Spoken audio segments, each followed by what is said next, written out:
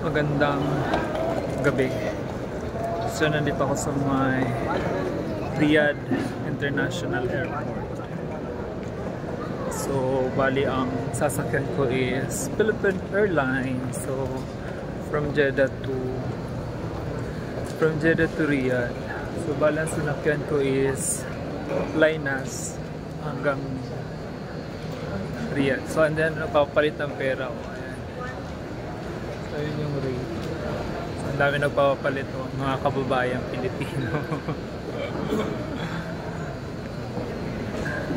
So yun guys, may ano pala, first time kong sumakay na connecting flight na ibang airline like Flynas to Philippine Airlines. So medyo naano lang ako, medyo na-confuse kasi inisip ko yung bagahe, baka mamaya pagdating ng Riyadh or from Jeddah to Riyadh, pagdating ng Riyadh kukunin pa yung bagahe. So bali minake sure ko siya doon sa counter. So diretso na pala yung bagahe kahit Flynas yung ano nyo, connecting flight to Philippines, yung bagahe diretso na sa Pilipinas. So di ba hindi na hassle. Akala ko kukunin ko pa yung bagahe sa may Riyadh Airport. So ayun guys, ang ganda ng airport dito, super lamig. So mamaya pa yung aking lipad ng PAL, mga 7:15. Ayun guys, ganda ng airport dito. Ayun, mga fresh plants, kala ko plastic, fresh pala siya.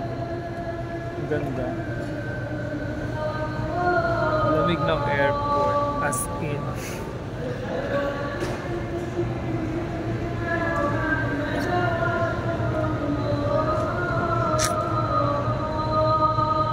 Yan yung ano nyo guys, ang ganda, parang may garden siya sa baba.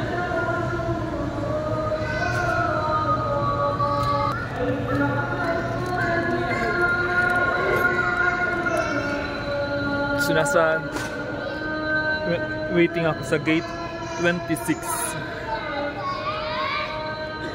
Ang ganda dito guys, tignan natin.